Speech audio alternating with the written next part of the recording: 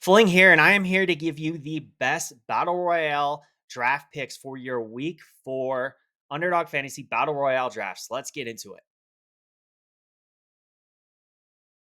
All right, now when we look at these targets, some of these guys are just undervalued, or they're guys I'm looking to target to leverage the field. So when I say undervalued, I mean they are valued higher than the ADP or their projection.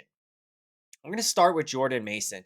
So he's one of the best targets because he's currently going running back four. I have him ranked as running back one with a 20 fantasy point projection.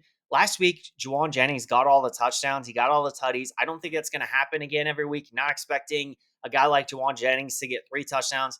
I think Jordan Mason is in line for some positive touchdown equity. And he's a guy that if I'm picking in the top five, and he's there, I'm definitely looking to take him as my running back one. Now, next, Brock Bowers. Devontae Adams is out this week. Michael Mayer's out this week. So he's currently, I actually just did a draft and I drafted him at 28. So his ADP is sure to skyrocket. I think he can finish as the number one tight end, and he certainly isn't being drafted as one. So he's definitely a guy I'm looking to target in the 20s. Now, Michael Wilson, kind of the same thing. Trey McBride is out, so they're banged up. They have Marvin Harrison Jr., who's going in the first round. Everyone's going to be looking to get Marvin Harrison Jr. I like Michael Wilson because he got 9 targets last week. You can get him in the last round, and you can really leverage the field. You need these guys that aren't getting drafted in every round that can have a tournament winning score. They wipe out all those first round picks, the teams with the first round picks that went after the Marvin Harrison Jr. when Michael Wilson was the one who ended up outscoring the guy who went in the first round. So that's the kind of leverage you are looking for. You want to target guys like Michael Wilson. And last, Tyler Conklin.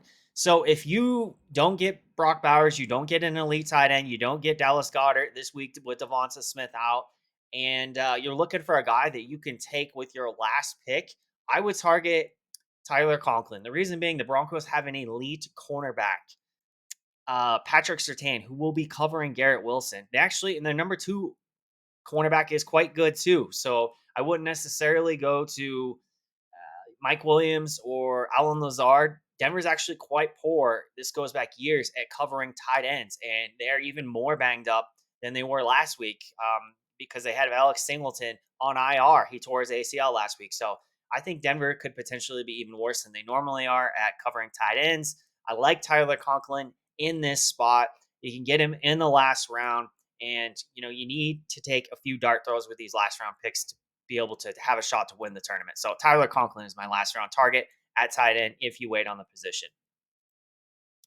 Now, if you have never played on Underdog Fantasy before, you can use my code Fantasy Football Fling. This gives you a 100% deposit match up to $1,000.